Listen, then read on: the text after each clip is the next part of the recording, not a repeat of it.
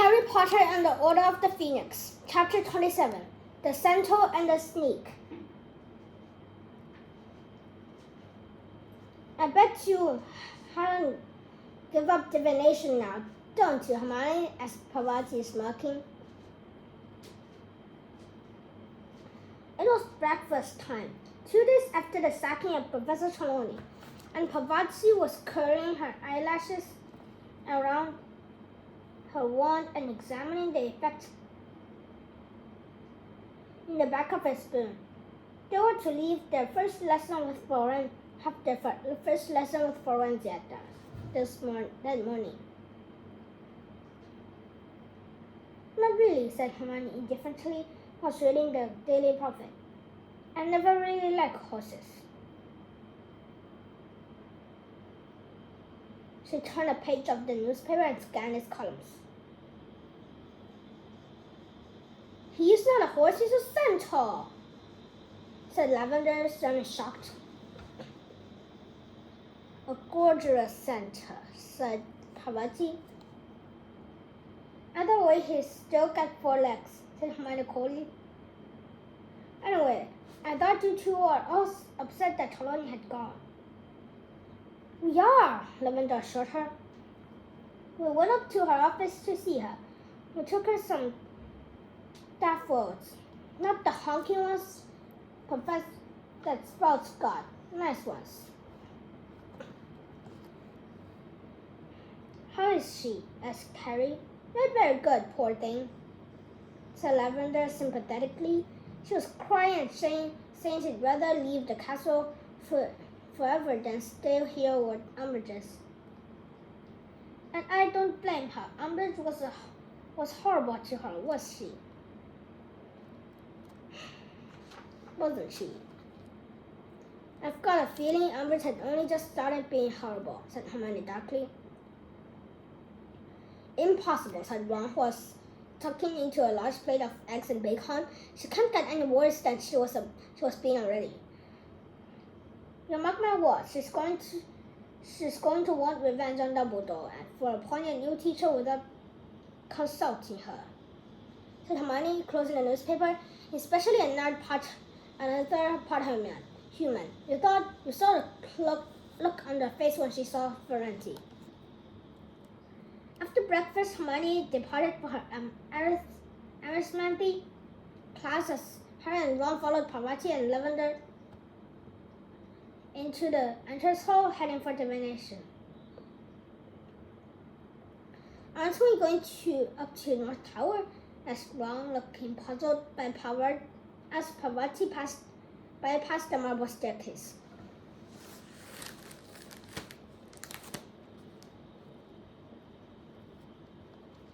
Parvati looked at him scornfully over the shoulder. How do you expect Ferrenti to climb that ladder? We're in classroom 11 now. It was on the notice board yesterday. Classroom 11 was on the ground floor along the corridor, leading off the entrance hall from the opposite side to the Great Hall. Harry knew it was one of those classrooms that were never used regularly, and therefore its slightly isolated feeling of a cupboard or a store. When he entered it right behind Ron, he found himself in the middle of a forest clearing.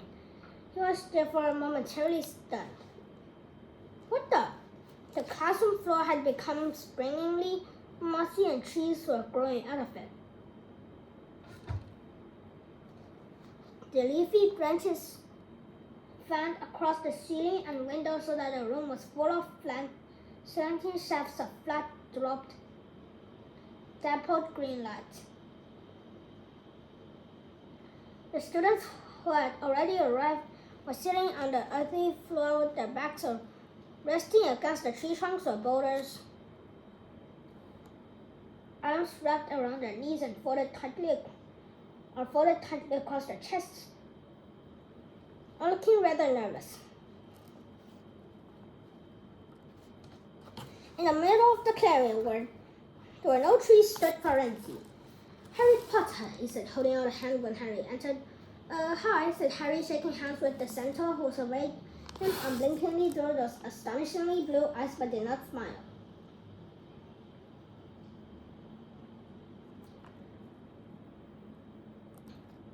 Good to see you. And you, said the Santa, including his white blonde head. Including his white blonde head, it was foretold that we would meet again. Harry noticed there was the shadow of a hoof-shaped bruise on Florence's chest.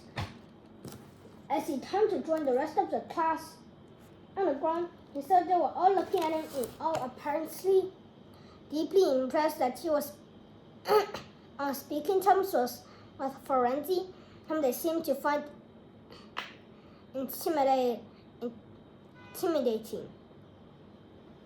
When the door was closed and the last student had sat down on a tree stump beside the waste paper basket, Florenzi gestured around the room. Professor Dumbledore had kindly arranged this classroom for us, said Florenzi, when everyone had settled down. The animation of my nature habits. I should have preferred to teach you in the Forbidden Forest, which is impossible. Which was until Monday my home, but that is no longer possible. Please, sir, said Parvati breathlessly, raising her hand. Why not? We've been there with Hagrid. We're not frightened.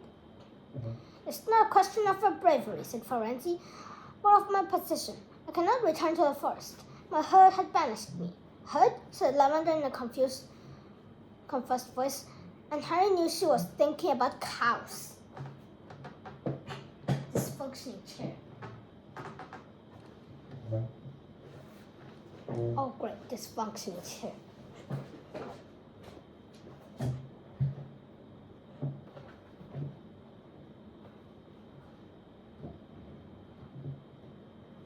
Okay.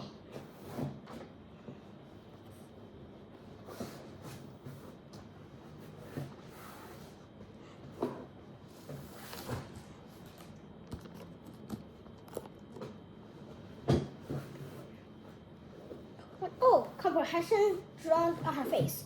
There are more of you, she said, stunned. Did Hagrid breed you like their ancestors? Said Dean eagerly. Florenzi turned his head very slowly to face Dean, who seemed to realize at once that he did something really offensive. I meant sorry, he finished in a hushed voice. Centaurs are not the servants or playthings of humans, said Florenzi quietly. There was a pause, then Parvati raised her hand again. Please, sir, why have the other centaurs banished you? Because they have agreed to work with Dumbledore. Professor Dumbledore, said Florenzi. They see this as a betrayal of our kind.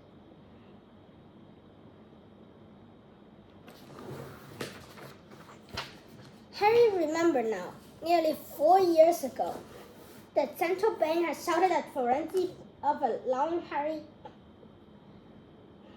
to ride to safety on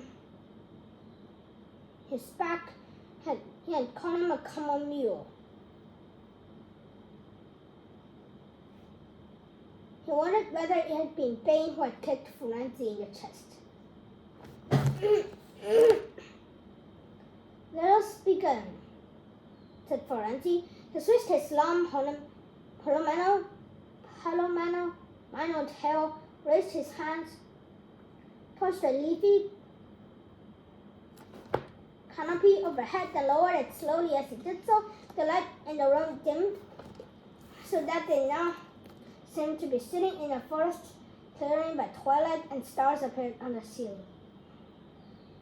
There were oohs and gasps, and one said, audibly, blimey.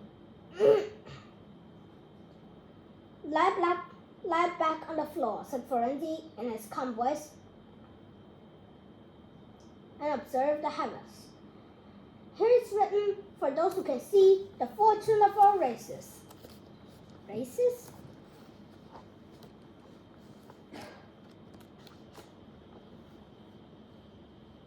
Races or races? I don't know. Races.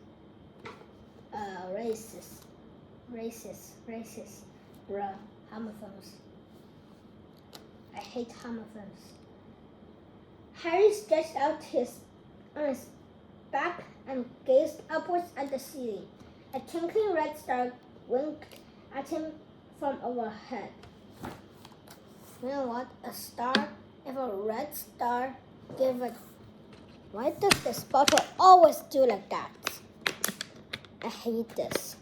If it's water inside, it does this. Okay.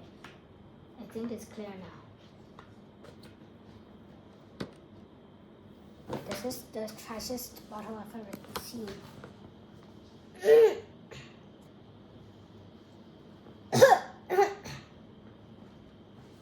And it took a random red star, 2 light years.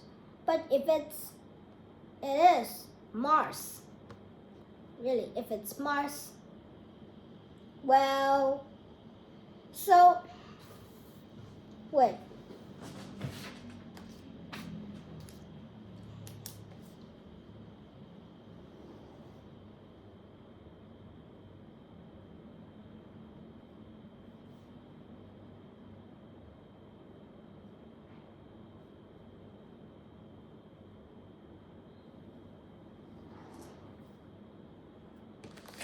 For what?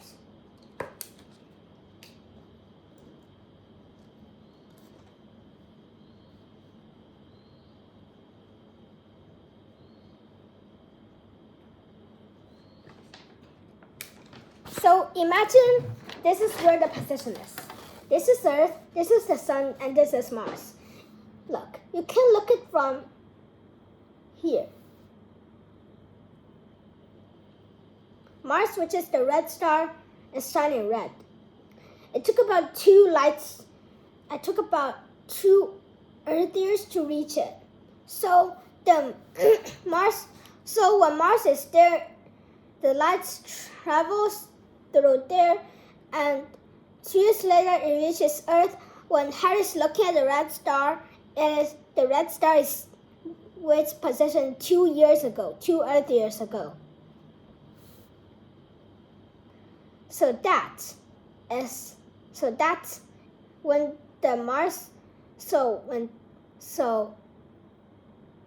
it's 2 years. Look, this distance is 2 years. And when this, I don't know, just complete one back here. Wait, is a Mars here? Wait, I don't understand it.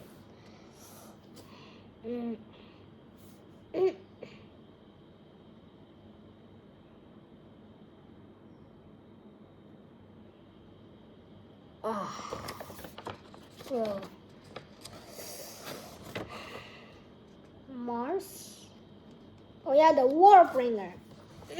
Which is the Warbringer will bring. I don't know. I'm not an expert on what is it again?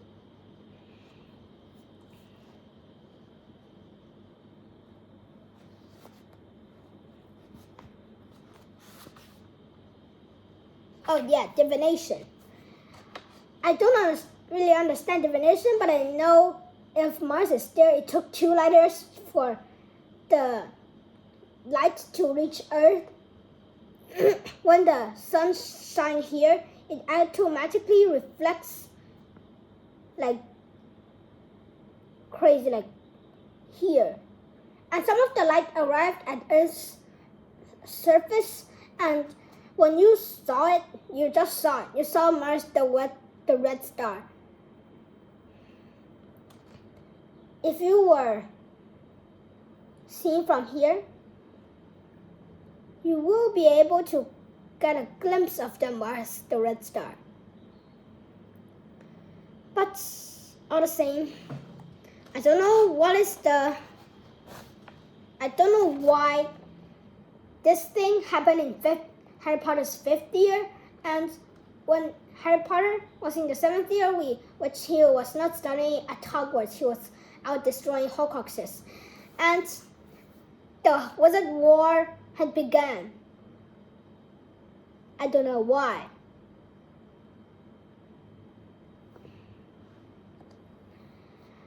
I don't think the 2 years distance, if the 2 years distance already reached Earth, and Earth moved 2 Earth years and this moved 2 Mars years, Mars years are longer than Earth years, so it would, but the distance is the same. So Earth moved to there and Mars moved to there, but the time is different, and the time, and I don't know the time minus the time for the light to get to Earth, which is 2 years, minus the years of the days of the Earth years that Mars had moved. I think it is that. I think so. I'm trash at divination. I would earn a troll at everything in divination.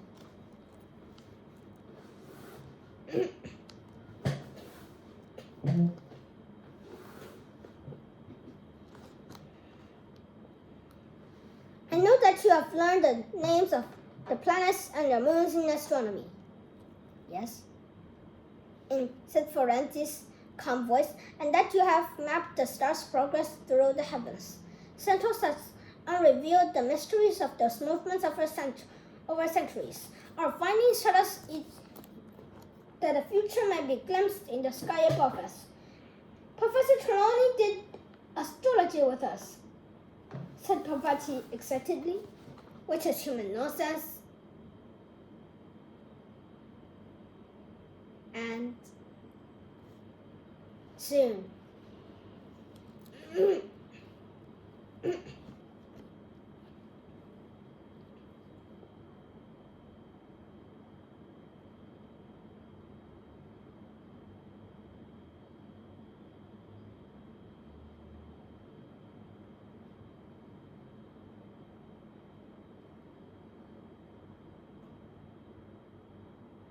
Where is it?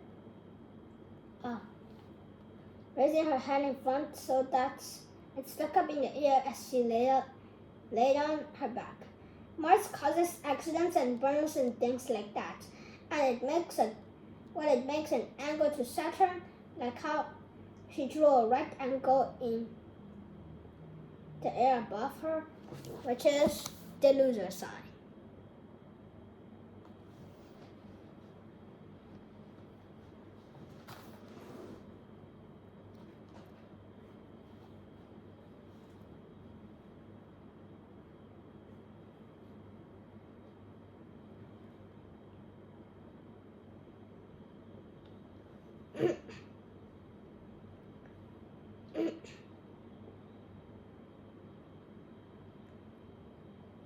That means people need to be extra careful when handling hot things.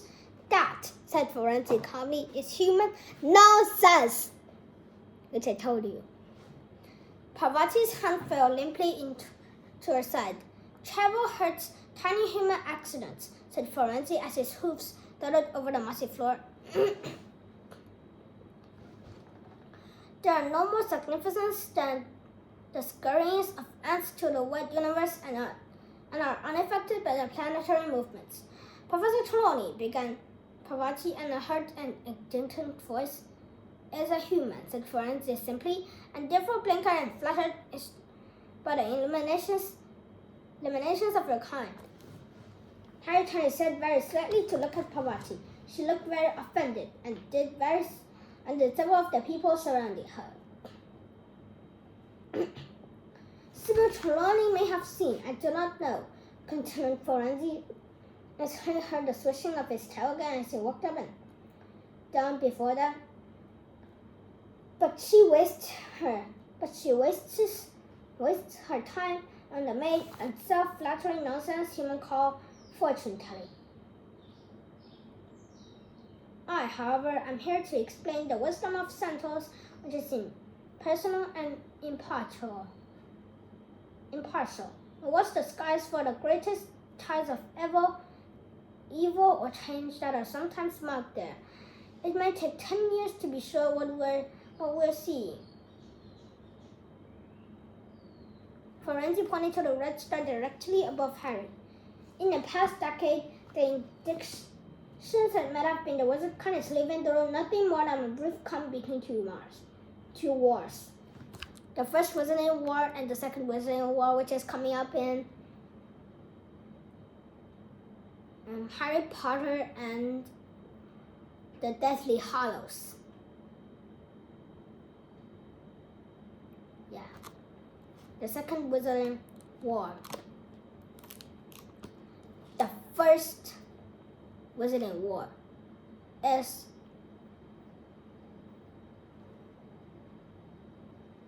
when Harry's not even born. Very far before Voldemort and his Death Eaters came fighting to Hogwarts. And therefore in Harry Potter and the Deathly Hallows, he continued it. He tried again. But he failed again to take over a high school. And he called himself a lord.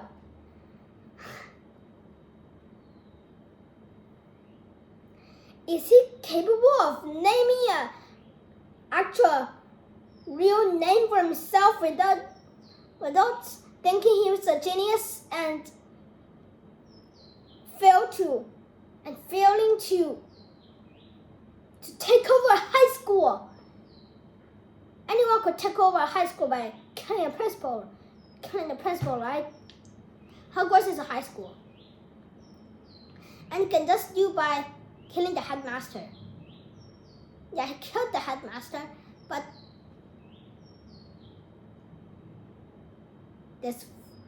there's almost 10,000 people who know how to defend themselves in there.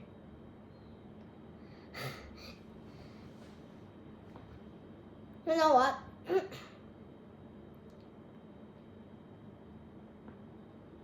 Voldemort's brain isn't functioning.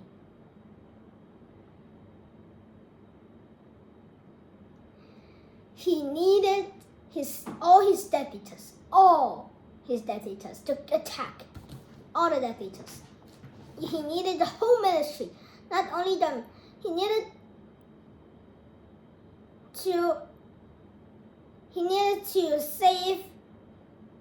make Cedric a Death Eater. He needed to make Dolores Umbridge come. He needs to get Cornelius Fudge, of course. He shouldn't have killed Severus Snape. He could persuade him with the Imperious Curse and let him fight into Hogwarts. That is crazy. Voldemort is practically bald and 100% zero IQ.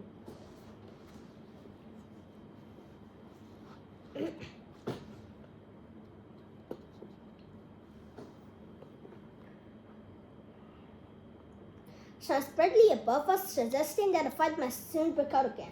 How soon Senators may attempt to divide by the burning of certain hopes and beliefs? Bro, if a Centaur is wise, you will know how to do mathematics, and if you know astrology and the light, how much years does it take to lights to travel from Mars to Earth the longest, then we're good to go. We're gonna go. Santos, use your brain to solve some math questions.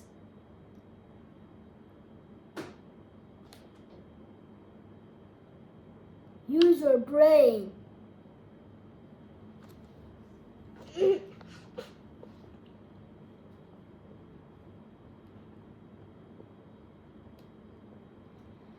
By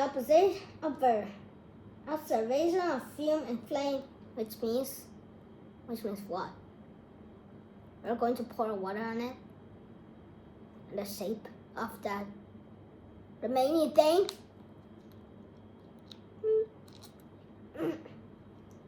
It was the most unusual lesson Harry had ever attended. Yes, of course. They did it indeed burn sage and mellow sweet and on the classroom floor.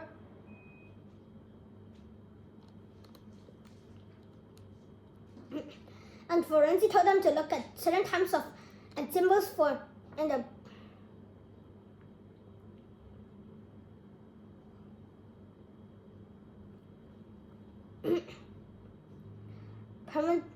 pungent fumes, but they seemed perfectly unconcerned that none of them hardly ever got at this. But it took Santos years and years to become competent and finished by telling them it was foolish to put too much faith in such things anyway, because even Santos sometimes read them wrongly.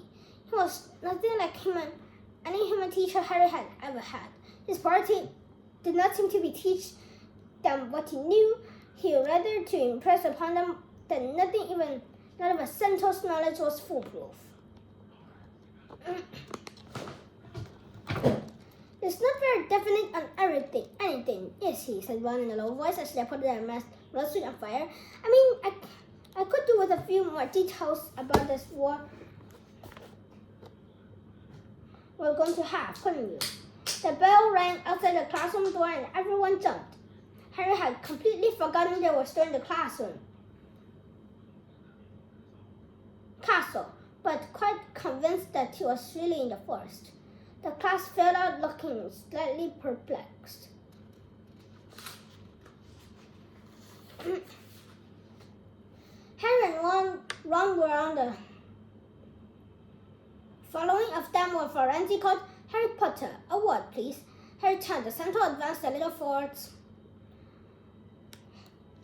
him. Ron hesitated. You may stay.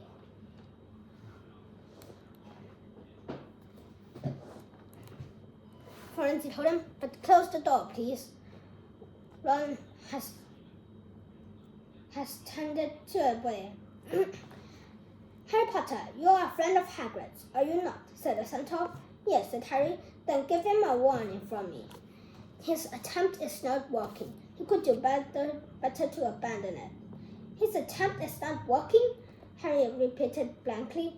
And he would do better to abandon it, said Florenzi, nodding. I could warn Hagrid myself, but I'm banished. It would be unwise for me to go too near the forest now. Hagrid has troubles enough without a Santos battle. But what's Hagrid attempting to do? Said Harry nervously. Florenzi looked at Harry impassively.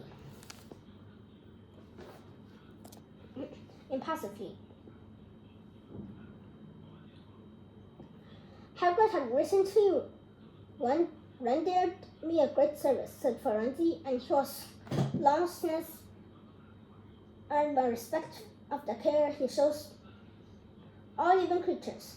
I shall not betray his secret, but he must be brought to his senses. His attempt is not working. Tell him, Harry Potter. Good day to you. The happiness Harry had felt in the aftermath of the Quibbler interview had long since evaporated. As a dull March blurred into the squally April, his life seemed to have become one long series of worries and problems. Again, Umbridge had continued attending all care of medical creatures lessons, so it had been very difficult for her to deliver Florenzi's warning to Hagrid. At last, Hagrid had managed it by pretending he had lost his copy of Fantastic Beasts and where to find them. The doubly back after class one day. When he passed on Florenzi's message, Hagrid gazed at him for a moment through his puffy black eyes, apparently taken aback. He seemed to pull himself together. Nice bloke, Florenzi, he said gruffly. But no, don't know what he's talking about on this. The tent is coming out fine. Hagrid, what are you up to? said Harry seriously. Because you've got to be careful. Umbridge had already said Trelawney, and if you ask me, she's on the roll. If you're doing anything you shouldn't be, you'll be. There's things more important than keeping a job, said Hagrid, though his hand shook slightly as he said this, and a full basin of Colorado droplets crashed to the floor. Don't worry about me, Harry. Just get on now. Just a good lad. Harry had no choice but to leave Hagrid mopping up the down all over his floor, but he felt thoroughly distressed as he trudged back up to the castle. Meanwhile, as the teachers and Hermione persisted in reminding them the elves were drawing ever nearer.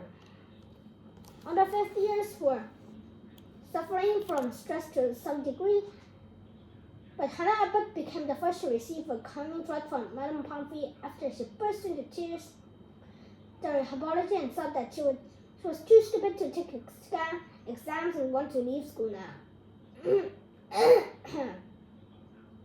If it had not been for the DA lessons, Harry thought he would have been extremely unhappy. He sometimes felt he was living for the hours he spent in a room of requirements, working hard but thoroughly enjoying himself at the same time, swelling with pride as he looked around at his fellow DA members and saw how far they had come.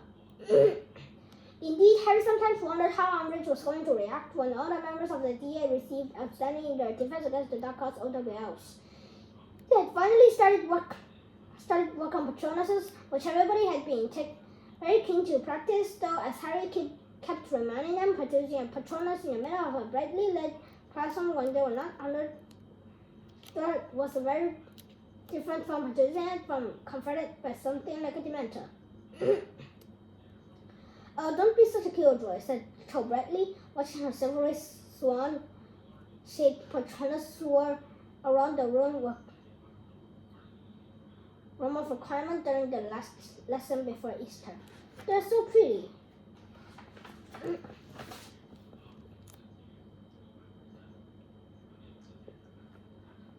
They're not supposed to be pretty, they're supposed to protect you, said Harry patiently. And what we really need is a boggart or something.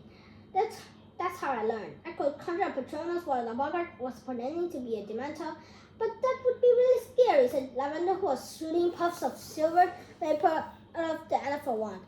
And I still can't do it, she added angrily. You know what? I can do it at one attempt. And I'm sure my Patronus is a huge silver basilisk. At least a snake.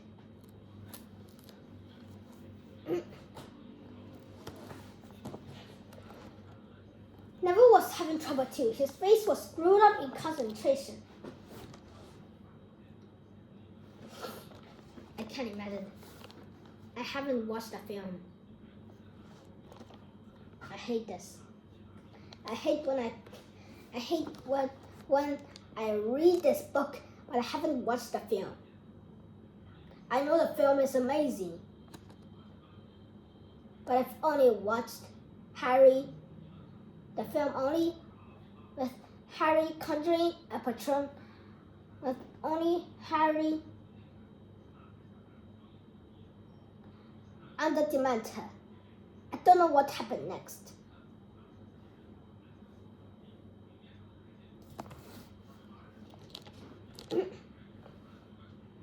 But only feeble wisps of silver smoke issued from his wand tip. You've got to think of something happy, Harry reminded him. I'm trying, said Neville miserably. He was trying so hard his round face was actually shining with sweat. Actually, Harry, I think I'm doing it, yelled Seamus, who had been brought around to his first ever DA meeting. Look, it's gone. But it was definitely something hairy. Harry. Hermione's Patronus, a shiny silver otter, were gambling around her. They are sort of nice, aren't they? She said, looking at it fondly. The door of the room of requirement opened and closed. Harry looked around to see who had entered, but there did not seem to be anybody there. It was a few moments before he realized that the people close to the door had fallen asleep. Next thing he knew, something was tugging at his rope somewhere near his knee. He looked down and saw, to his very great astonishment, Dobby the house elf peering out from beneath his usual 8 woolly hats. "Hi, Dobby," he said. What's wrong?"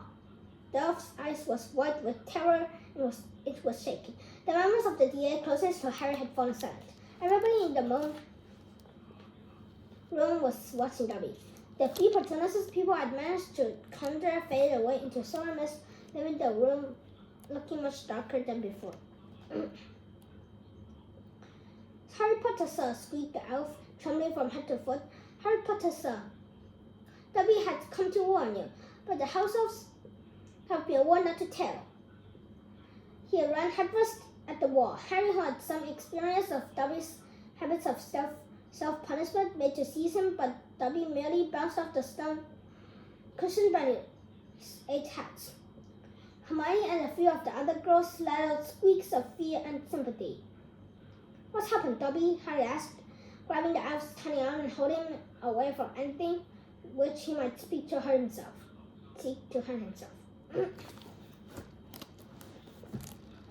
Dobby hit himself hard on the nose with his free fist. Harry seized that too. "Who is she, Dobby?" But he thought he knew. Surely only one she could ensure such fearing Dobby. The elf looked up at him, slightly cross-eyed and mouthed wordlessly. "Umbridge?" asked Harry, horrified. Dobby nodded and then tried to bang his head on Harry's knees. Harry held him at arm's length. "What about her, Dobby?" She hadn't found out what the DA. She hadn't found out about this, about us, about the DA. He had read the answer in the elf's stricken face. His hand had fast by Harry. Dobby tried to kick himself and sank to his knees. "Is she coming?" Harry asked quietly. Dobby let out a howl. "Yes, Harry Potter, yes!"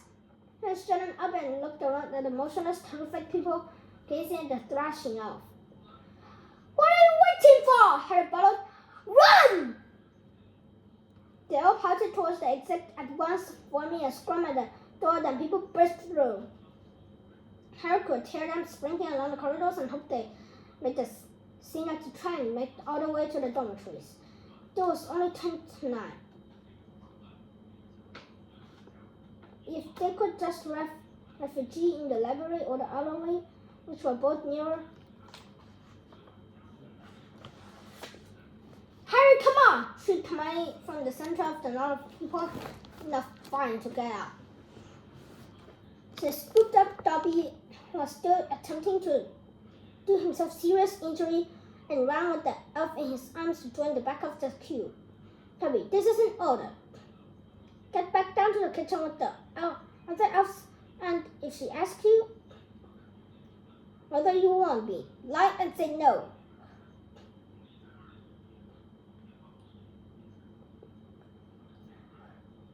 Said Harry. "And I forbid you to hurt yourself," he added, dropping the elf as he made it over to the threshold and last slammed the door behind him. "Thank you, Harry Potter," squeaked Dobby as he streaked off. Harry glanced left and right.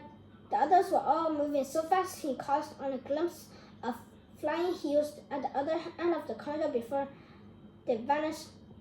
He started to run right. There was a boys' bathroom up ahead. He could pretend he had been there all the time if he could just reach it. Something caught him around the ankles and he fell spectacularly, skidding along on his front for 6 feet before coming to a halt. Someone behind him was laughing.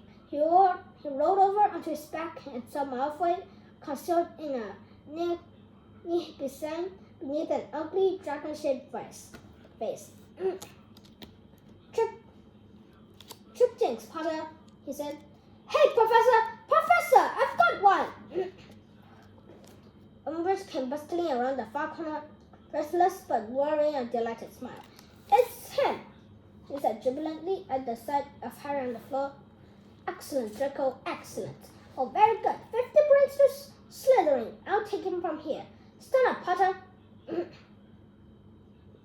Harry got his feet, glaring at the pair of them. He had never seen Umbridge looking so happy. She seized his arm and a vice-like grip and turned, beaming broadly to Harry, to Malfoy. You hop along and see if you can round up any more of them. Draco, she said. Tell the others to look in the library. Anybody out of breath? Check the bathroom. Miss Parkinson can do the girls' ones.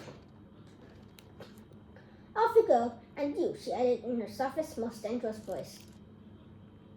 As Malfoy walked away, you can come with me to the headmaster's office, Potter. They were at the stone gargoyle within minutes.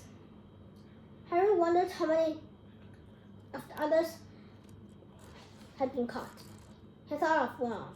Mrs. Weasley would kill him, and of how Hermione would feel if she was expelled before she could take her OWLs, and it had been Seamus's very first meeting, and never had been getting so good. Fizzing with me, sang Umbridge as the stone gargoyles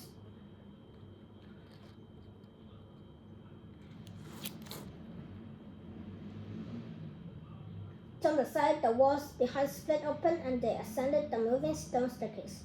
They reached the polished door of the Griffin locker, but Umbridge did not bother to knock. She stood right inside, still holding tight to Harry.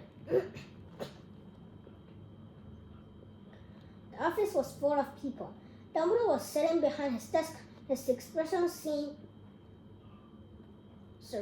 his tip of his long fingers together. Professor McGonagall stood rigidly beside him, her face extremely tense. Cornelius Fudge, Master of Magic, was rocking backwards and forwards on his toes beside the fire. Apparently intensely pleased with the situation. Kingsley Shacklebolt and a tough-looking wizard with very short hair whom Harry did not recognize were positioned on the side of the door like guards, and the freckled, bespectacled form of Percy Weasley hovered excitedly beside a wall, a quill and a heavy scroll of parchment in his hands, apparently poised to take notes. The portraits of old headmasters and headmistresses were not shining sleek tonight. All of them were alert and serious, watching what was happening below them. As Harry entered, a few filtered into neighboring frames and whispered urgently into the neighbor's ear.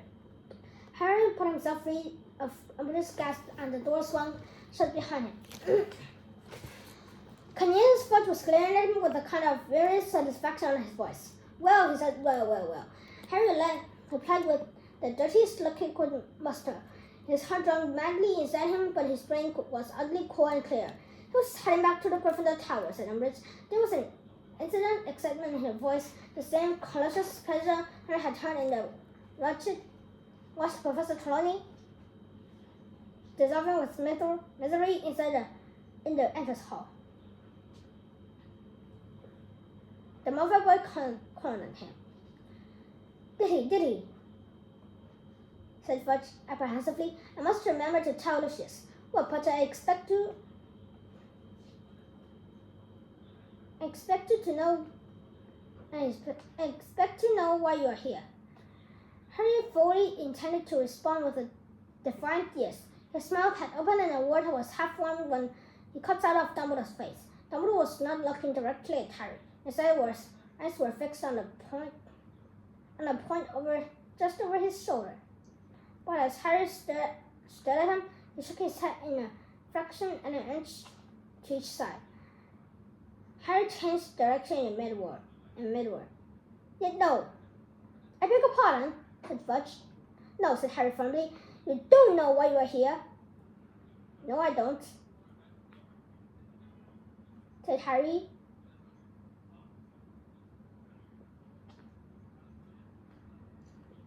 Fudge looked incredulously from Harry to Professor Umbridge.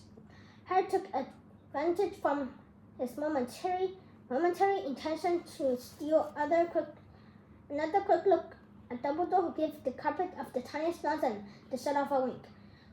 So you have no idea, said Fudge in a voice positively sagging with sarcasm, that Professor Evans had brought you to this office. You are not aware that you have broken any school rules. School rules, said Harry, no. Our ministry decrees, and admitted Fudge angrily. Not that I'm aware of, said Harry blandly. His head was still hammering very fast. It was almost worth telling this last to watch Fudge's blood pressure rising. They could not see how on earth he would get away with them. If somebody had tipped off Umbridge about the DA, then he, the leader, might as well be packing his trunk right now. I'm a grade 5 reader, and I don't know why I read that fast. It's 10 minutes. It's 7 minutes or so, and I read so much. But I don't know how I did it. So it's news to you, is it? Said Fudge, his voice now thick with anger, that an illegal student organization has been discovered within the school. Yes, it is, voicing a convincing look of innocent surprise to his face. I think Minister, said Umbridge, silkily from beside him, we might make better progress if we fetch them with information.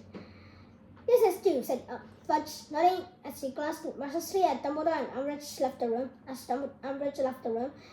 There's nothing like a good witness, is there, Dumbledore? Nothing at all, Cornelius, said Dumbledore gravely, lifting his head and inclining his head. There was a wait of several minutes in which somebody looked at each other. Then Harry heard a door open behind him. Umbridge moved past him to the room, gripping by the shoulder chose curly-haired friend Maritia, who was hiding her face in her hands. Don't be scared, dear. Don't be frightened, said Professor Umbridge, softly patting her on the back. It's quite all right now. You have done the right thing. The minister is really pleased with you. He'll be telling your mother what a good girl you have been. Materia's mother, Minister, she added, looking up at Fudge. Miss Madam Ashcombe from the Department of Magical Transportation Fluid Network Office. She's been helping us police the Hogwarts fires, you know. Jolly good, said Fudge heartily. Like mother, like daughter, eh? Well, come on. Now, dear, look up. Don't be shy. Let's hear what we've got to. Galloping gargoyles. Bro, that's a galloping gargoyles is a kind of Roald Dahl writing. Did Roald Dahl join writing this book? If it does, I'll thank J.K. Rowling. I will thank J.K. Rowling for letting Roald Dahl reading addition to this book. I've almost read all Roald Dahl's set. The set of the books that Roald Dahl had written that have crazy art. Like Charlie and the Great Glass Elevator, Charlie and the Chocolate Factory, The Revolting Rhythms, Billy and the Min Pens, and other stuff. I don't know. These crazy arts, and they just in the BFG they just said a bunch of random words I don't know, like the words are like galloping gargoyles and stuff. Resume. As Materia raised her head, Fudge leaped backwards in shock, nearly landing himself in the fire. He cursed and down on the hem of his cloak, which started to smoke. My Ritia gave a wail and pulled the neck of her robes up to her eyes, but not before everyone had seen that her face was horribly disfigured by a series of close-set purple pustules that had spread across her nose and cheeks to form the word snake. Never mind the spots now, dear, said Albert impatiently. Just take her robes away from her mouth and tell the minister. But Materia gave another muffled wail and shook her head frantically. Oh, very well, silly girl. I'll tell him, snapped Albert. She hitched her slightly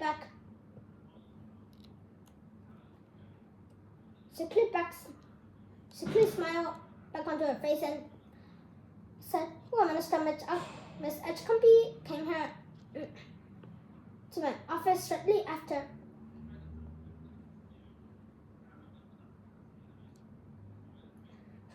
dinner this evening, and told me what?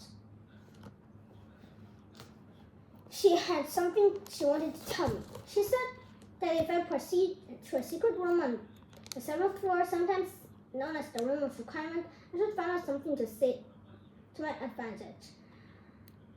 I questioned her a little further, and she admitted that there was some kind of meeting there. Unfortunately, that upon his Hex, she waved impatiently at Materia's constant face, coming to operation upon this catching sight of her face in my mirror as the girl came too distressed to tell me any more.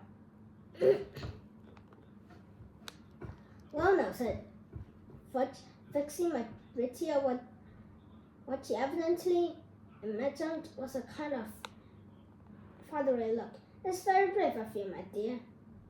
Coming to tell Professor Umbridge. You did exactly the right thing. Now, will you tell me what happened at this meeting? What is its purpose? Who was there? But before Materia would not speak. She merely shook her head again, eyes wide and fearful. Haven't we got a counter jinx for this? Fudge asked Umbridge impatiently, gesturing at Materia's face, so she can speak freely. I have not yet managed to find one, Umbridge minted grudgingly, as Harry felt a surge of pride in Hermione's jinxing ability. But it doesn't matter if she won't speak. I can take up the story from there. You'll remember, Minister, that the Sancho report back in October that Potter had a number of fellow students in the Hogshead and Hogsmeade. And what's your evidence for that? Cut in Professor McGonagall. I have testimony from Willie Ruthershing's Minerva, who happened to be at a ball at the time. He was heavily banished, it's true, but his hearing was quite unimpaired, said Umbridge smugly. He heard every word Potter was said and hesitated straight to the school to report me. Also, that's why he wasn't pursued for setting up all those regulating toilets, said Professor McGonagall, raising her eyebrows. What an interesting insight of the justice system. Brilliant corroboration, roared the portrait of the culprit red-nosed wizard on the wall behind Dumbledore's desk. The minister did not cut details with pretty criminals in my day. No, sir, they did not. Thank you, Festus. That will do, said Dumbledore softly. The purpose of Potter's meeting with these students, continued Professor Umbridge, was to persuade them to join an illegal society whose aim was to learn spells and curse. The ministry had decided inappropriate for school age. I think we'll find you wrong there, Dolores, said Dumbledore, quietly peering at her over the half-moon spectacles perched halfway down his crooked nose.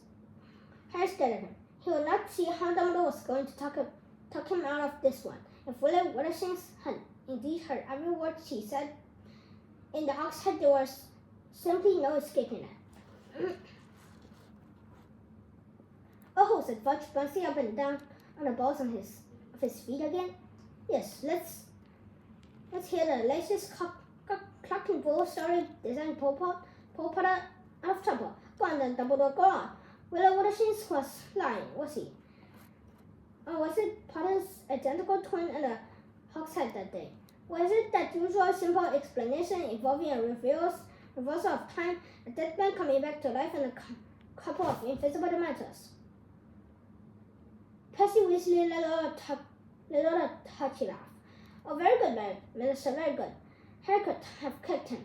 Then he saw to his astonishment that Dumbledore was smiling gently too. Cornelius, I do not deny, and no, I'm sure does Harry, that he was in the hogshead that day. Nor was he trying to recruit students to a defense against the Dark Arts group, and merely pointing out that Dolores was quite wrong to suggest that such a group was at that time illegal. If you remember, the ministry decree banning all the student societies was not put in effect until 2 days after Harry's Hogsmeade meeting, so it was not broken any rules at all in the hogshead. Percy looked as though he had been struck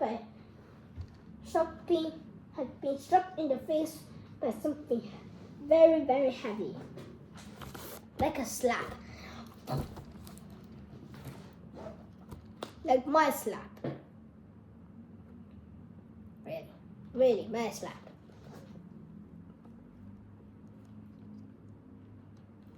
Fudge remained motionless for a minute in mid-bounce, and his mouth hanging open. Umbridge recovered first. That's all very fine, Headmaster, she said, smiling sweetly, but we are now nearly 6 months on from the introduction of Educational Decree number 24. If the first meeting was not illegal, then others haven't happened since. Most certainly are. Well, said Dumbledore, surveying her with polite interest over the top of his interlocked fingers. They certainly would be if they had continued after the decree coming to effect. Do you have any evidence that such meetings continued? As Dumbledore spoke, Harry held a wristlock behind him and rather thought Kingsley was perceiving. He could have sworn too that he felt something brush against his side, a saddle, and shuddered something like a drop of bird wings, but looking down he saw nothing there. Evidence, repeated Umbridge with that horrible white toad-like smile. Have you not been listening, Dumbledore? What do you think Miss Edgecombe is there? Oh, I think can she tell us about 6 months worth of meetings? Said Dumbledore, raising his eyebrows. I was under the impression that she was merely reporting a meeting tonight. Miss Edgecombe, said Umbridge once. Tell us how long these meetings have been going on, dear. You can simply nod or shake your head. I'm sure that wouldn't make this possible. Have they been happening regularly over the last 6 months? Harry felt a horrible plummeting in his stomach. This was it. They had hit a dead end of a solid evidence that not even Dumbledore would be able to shift aside. Just nod or shake your head, dear, Umbridge said coaxingly to Materia. Come on now, this won't reactivate the jinx. Everyone in the room was gazing at the top of Materia's face. Only her eyes was visible between her pull-off robes and her curly fringe. Perhaps it was a trick of the firelight, but her eyes looked oddly blank. And then, to Harry's utter amazement, Materia shook her head. Umbridge looked quickly at Fudge and then back at Materia. I don't think you understand the question. Did you, dear? I'm asking whether you have been going to these meetings for the past 6 months. You have, haven't you? Again, Materia shook her head. What do you mean by shaking your head, dear? Said Umbridge in a testy voice. I would have thought her meaning was quite clear, said Professor McGonagall harshly. If there had been no secret meetings for the past 6 months. There have been no meetings for the past 6 months. Is that correct, Miss Edgecombe? Materia nodded. Well, there was a meeting tonight, said Umbridge furiously. There was a meeting at Mr. Edgecombe, and you told me about it. In the room of requirement, and Potter was the leader, is he not? Was he not? Potter organized it. Potter, why are you shaking your head, girl? Well, usually when a person shakes their head, said McGonagall coldly, they mean no. So unless Miss Edgecombe was as usual a form of sign language that is yet unknown by humans Jane. Dolores, use your brain.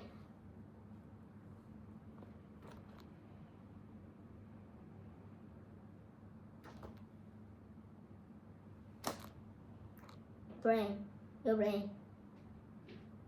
Use it.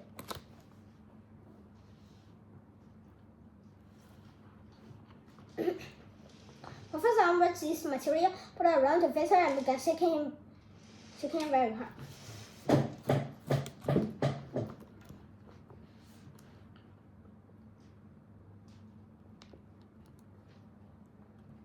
A split second later, Dumbledore was on his feet, his swan waist. Kingsley started forward down Dumbledore, and Umbridge leapt back from material, waving her hands in the air as though they had been burned. I cannot allow you to manhandle my students, Dolores said Dumbledore, and for the first time he looked angry. You want to calm yourself, Madame Umbridge, said Kingsley in his deep, slow voice. You don't want to get yourself into trouble now. No, said Umbridge breathlessly, glancing up and towering at the towering figure of Kingsley. I mean, yes, you're right. Chocobo. I forgot myself. Material was standing exactly where Umbridge had released her. She seemed neither prohibited by Umbridge's sudden attack nor relieved by her release. She was still clutching her robe out to her oddly blank eyes and staring straight ahead of her. A sudden suspicion connected to Kingsley's whisper in the thing he had felt so past him sprang into Harry's mind. I think it's Fox. Dolores, said Fudge with the air of trying to settle something once and for all. The meeting tonight, the one we know definitely happened. Yes, said Umbridge, pulling herself together. Yes, well, Miss Edgecombe took me off and I proceeded at once to the 7th floor.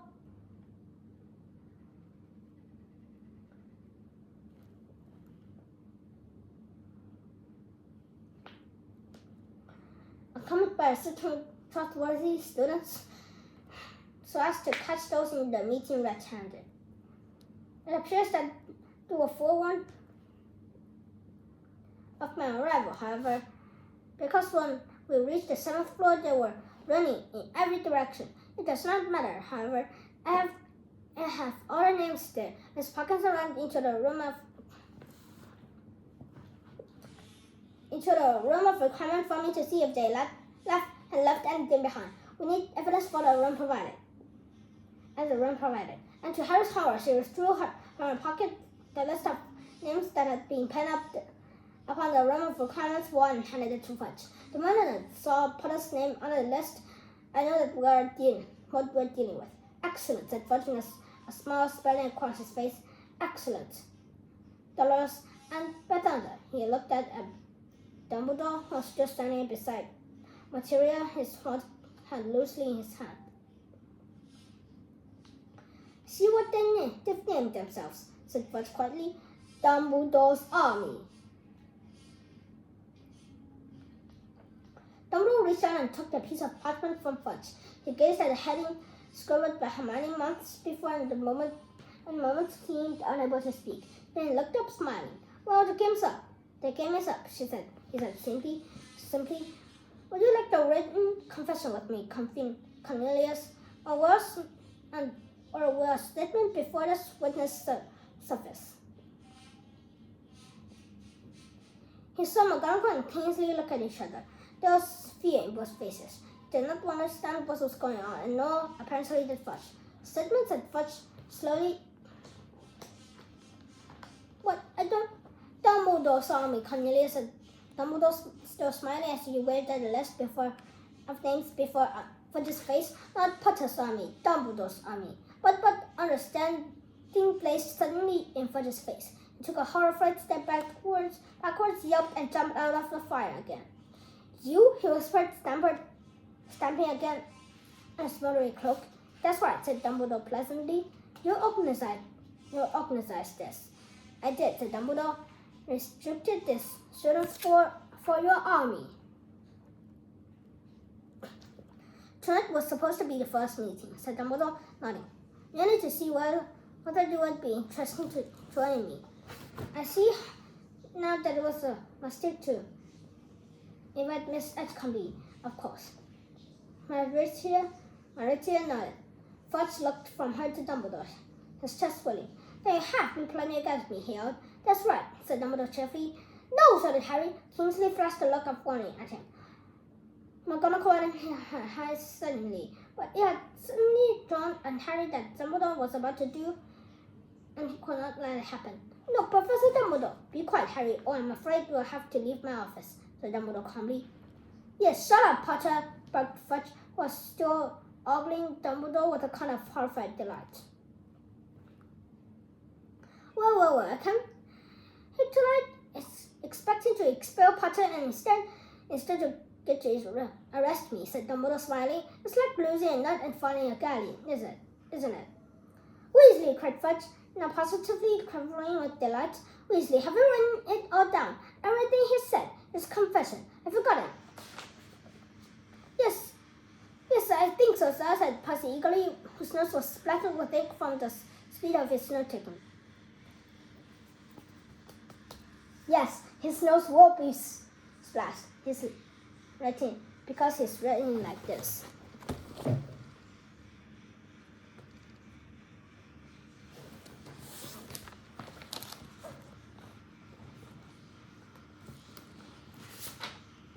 Yes, I think so, said Percy eagerly. The bit of how he has been trying to build an army against the Ministry, how he's been working to destabilize me. Yes, sir, I've got it, sir. I've got it, yes, said Percy, scanning his notes joyfully. Very well then, said Fudge. Now radiant with glee, the couplet were notes, Weasley, and send a copy to the Daily Prophet at once. If we send a fast hour, we should make the morning edition. Percy dashed from the room, slamming the door behind him, and Fudge turned back to Dumbledore. You will now be escorted back to the Ministry, where you'll be finally charged and sent to Azkaban to a white trail. Ah, said Dumbledore gently. Yes, I thought how much hit that little snap. Snacks and Fudge, his voice still vibrating, withdrawn. I see no snack, Dumbledore. Well, said Dumbledore apologetically, I'm afraid I do. Oh, really? Well, it's just that you seem to be laboring under the disillusion that I'm going to do. What's the phrase? Come quietly. I'm afraid I'm not going to come quietly at all. Cornelius, I have absolutely no intention of being sent to Azkaban. A good record, of course, but what a waste of time. And frankly, I can think of a whole host of things I would rather be doing. Umbridge's face was growing steadily redder. She looked as though she was being filled with boiling water. Fudge stared at Dumbledore with a very silly expression on his face, as though he had just been stunned by a sudden blow and could not quite believe what had happened. He made a small talking noise, then looked around Kingsley at the man with short grey hair, who alone of everyone in the room had remained entirely silent so far. The latter gave Fudge a reassuring nod and moved forwards a little away from the wall. Harry saw his hand drift almost casually towards his pocket. Don't be silly, Dawlish, said Dumbledore kindly. I'm sure you are an excellent aura. I seem to remember that you achieved outstanding in all your NEWTs. But if you attempt to bring me in by force, I will have to hurt you. The man called Dawlish blinked rather foolishly. He looked towards Fudge again, but this time he seemed to be hoping for a clue for what to do next.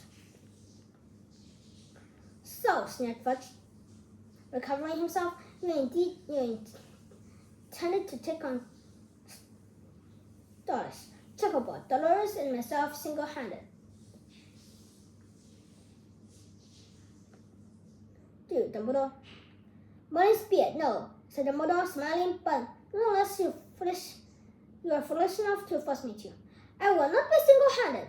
He will not be single-handed, said Professor McGonagall loudly, poking her hand inside her robes. Yeah, oh, yes, he will, Minerva, said Dumbledore sharply. Hogwarts needs you. Enough of this rubbish, said Fudge, pulling out his own wand. Doris, Shacklebolt, take him! As streaks of silver light flashed around the room, there was a bang and a gunshot, and the floor trembled, and the hand grabbed the scruff and Harry's neck and forced him down on the floor. As the second silver flash went off, several of the portraits yelled. Fox screeched, and a cloud of dust filled the air. Coughing in the dust, Harry saw a dark figure fall to the ground with a crash in front of him. There was a shriek and a thud, and somebody called, "No!" Then there was a sound of breaking glass, frantically scuffling footsteps, a groan, and silence. Harry struggled around to see who was half strangling him and saw Professor McGonagall crouched beside him. She had forced both him and Matilda out of the harm's way. Dust was still floating gently down through the air onto them. Panting slightly, Harry saw a very tall figure moving towards them. "Are you all right?" Dumbledore asked. "Yes," said Professor McGonagall, getting up and dragging Harry and Matilda with her. The dust was clearing. The wreckage of the office loomed into view. Dumbledore's desk had been overturned. All those binding cables had been knocked to the floor, which the silver instruments in pieces. Fudge, Umbridge, Kingsley, and Doris lay motionless on the floor. Fox the Phoenix sword in white circles above them, singing softly.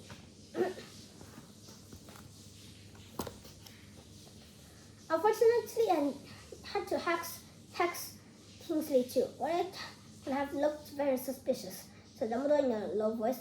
He was remarkably quick on the uptake, modifying Miss Edgecombe's memory like that while everyone was looking the other way. Thank him for me, won't you, Minerva? Now they will all awake very soon, and it will be best if they do not know what time to communicate. We had time to communicate. You must act as though no time has passed, as though they were merely knocked to the ground. They will not remember. Where will we go, Dumbledore? Whispered Professor McGonagall. Common place? Oh no, said Dumbledore with a grim smile. I'm not leaving to go into hiding. But will soon wish you had never disallow me from Hogwarts, I promise you. Professor Dumbledore, Harry began. He did not know what to say first. How sorry he was that he had started the DA in the first place and caused all this trouble.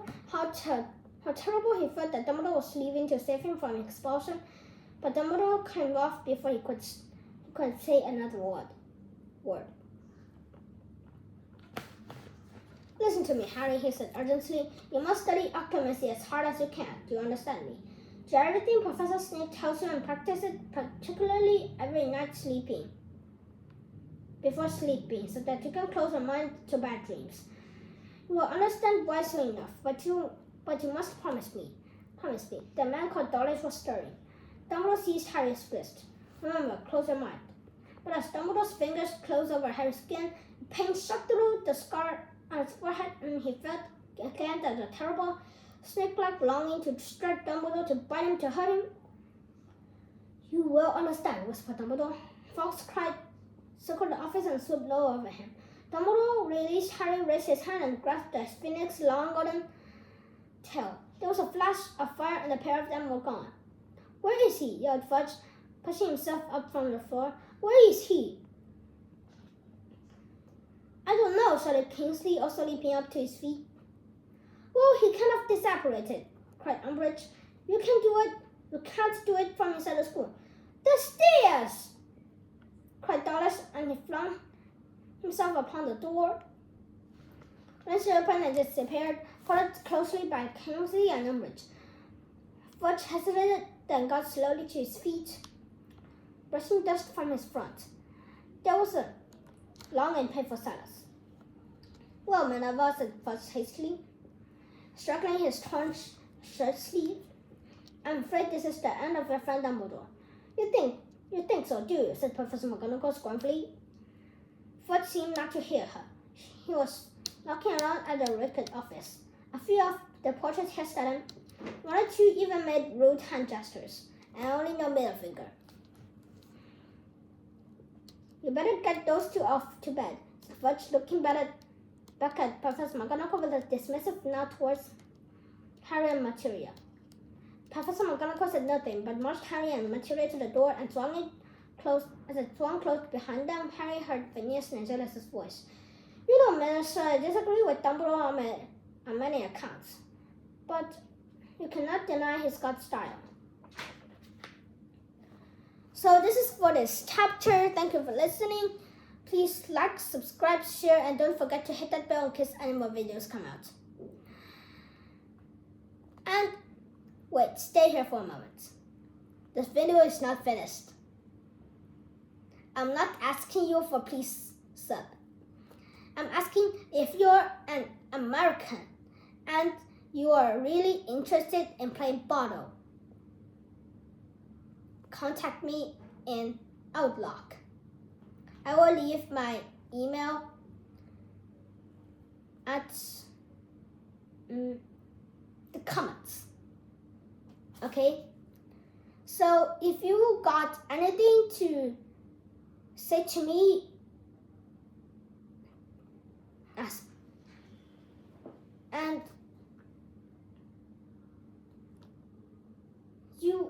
you can, if you got anything to, your email got to me, it's got anything to do with Bottle or the recommendation on how I'm reading and why so many people didn't comment when I asked them to comment, and almost nobody watched my video. Contact me. Okay? My email is in the comments again. So see you in the next chapter. Bye.